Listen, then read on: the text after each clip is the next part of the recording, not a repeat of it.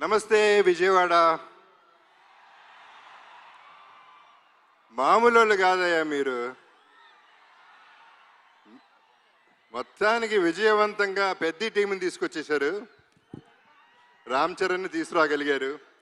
Mainly thanks to MP గారు. ఇంత short టైంలో చాలా బాగా ఆర్గనైజ్ చేసినందుకు we are very very happy. 1962 Benz circle దగ్గర సరోజినీదేవి హాస్పిటల్లో నేను పుట్టాను. అప్పుడు బెజవాడ. సో బెంజ్ సర్కిల్ నాకు బాగా తెలిసి అప్పుడు వాకింగ్ స్ట్రీట్ అయి ఉండేది.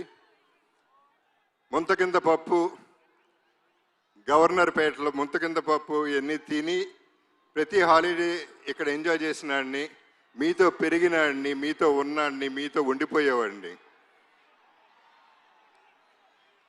నేను ఇక్కడ పుట్టింది ఎంత వాస్తవం. పెద్ది అనే సినిమా ఇండస్ట్రీకి, డిస్ట్రిబ్యూటర్స్కి, ఎగ్జిబిటర్స్కి, మాకు ఆర్టిస్టులకి, మీ అందరికీ పెద్ద దిక్కు అవుతుంది. ఇది వేరే రేంజ్కి వెళ్ళిపోయే సినిమా.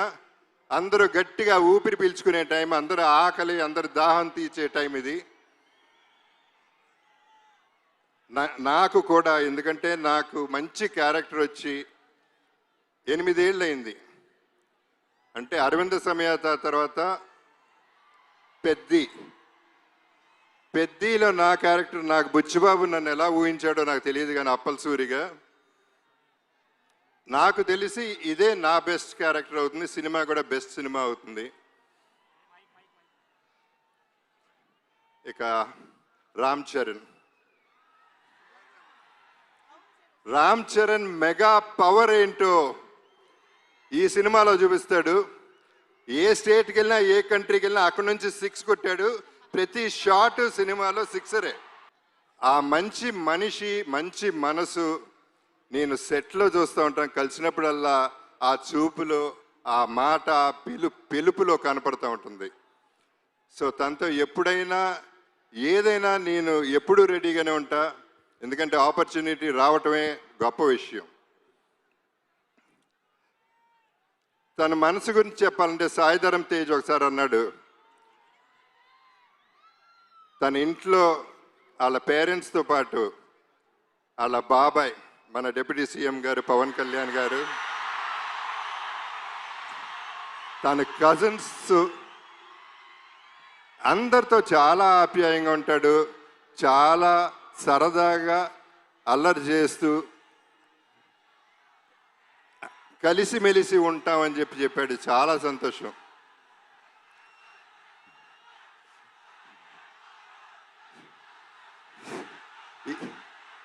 ఈ పర్టికులర్ సినిమా గురించి నేను ఎక్కువ చెప్పదలుచుకోలేదు, ఎందుకంటే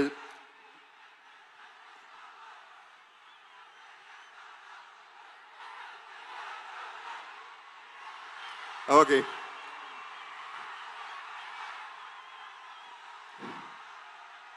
ఇక మా బుచ్చిబాబు పోర్టబుల్ సైజులో, బఠానీ సైజులో ఇంత ఉంటాడు. తనలో ఎంత బుర్ర ఉందో, ఎంత టాలెంట్ ఉందో, అన్బిలీవబుల్ టాలెంట్ ఉంది, అన్లిమిటెడ్ టాలెంట్ ఉంది. Is unstoppable also. తను పోర్టబుల్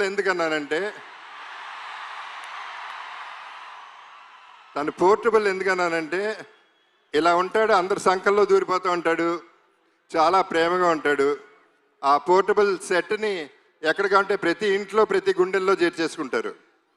అసలు వదిలితే సంకెక్కేస్తాడేమో అటువంటాడు. తను ప్రతి క్యారెక్టర్ డిజైన్ చేసిన విధానం అద్భుతంగా ఉంటుంది. మీరు చూస్తారు సినిమా, నేను ఎక్కువ చెప్పవసరం లేదు, మీ అందరికీ అన్నీ బాగా తెలుసు. ఇక రెహమాన్ గారి గురించి అప్పుడు, ఇప్పుడు, ఎప్పుడు కూడా సెల్యూట్ సార్. ఇక ర్యాండీ ఒక 1 మోర్ అనేది ఎప్పుడు వినపడుతుంది దగ్గర. అండ్ ధైర్యంగా టేక్ ఓకే అని చెప్పగలే ధైర్యం ఒక్క ర్యాండీకే ఉంది. డైరెక్టర్ కంటే ముందు అంత క్యాలిబర్ ఉన్న ర్యాండీతో పనిచేశాను. నా అదృష్టం ఈ సెకండ్ ఇన్నింగ్స్లో ఇటువంటి వాళ్ళతో పని చేయగలుగుతున్నాను.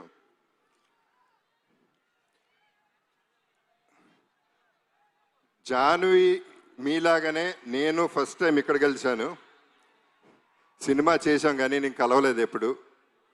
శ్రీదేవి గారు నాన్నగారు సినిమాలో చేశారు కానీ ఆవిడ తెలుసు కానీ ఈవిని కలవలేదు. కానీ శ్రీదేవి గారు ఎక్కడున్నా ఈ జర్నీ అంతా ఎంజాయ్ చేస్తూ ఉంటారు.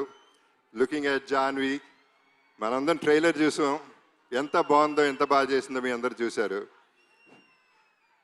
God bless everybody. సతీష్ గారు, రామ్ చరణ్ తనకై తను ఫోన్ ఎత్తి సతీష్ గారికి ఫోన్ చేసి ఈ సినిమా మనం చేస్తున్నాం అని చెప్తే అంతకంటే అదృష్టం ఏముంటుంది? అంటే ఆయన క్యాలిబర్ ఏంటో కూడా మీకు క్లారిటీ వచ్చేసి ఉంటుంది ఈ పాటికి. ఆయన నాకు బాగా నచ్చింది ఏంటంటే ప్రొడక్షన్లో ప్రతిరోజు వచ్చారు, కూర్చున్నారు, ప్యాషనెట్గా సినిమా తీశారు. సో వీళ్ళందరితో పనిచేయటం, I'm sorry if I forgot anybody. So వీళ్ళందరితో పనిచేయటం, ఈ జర్నీ ఎంజాయ్ చేయటం అనేది నాకు ఒక అద్భుతం. నా జీవితంలో ఇదొక అద్భుతం అవుతుంది. నా బెస్ట్ ఫిల్మ్ అవుతుంది, నా బెస్ట్ క్యారెక్టర్ అవుతుంది. ఒకే ఒక డైలాగ్తో ఫినిష్ చేస్తాను.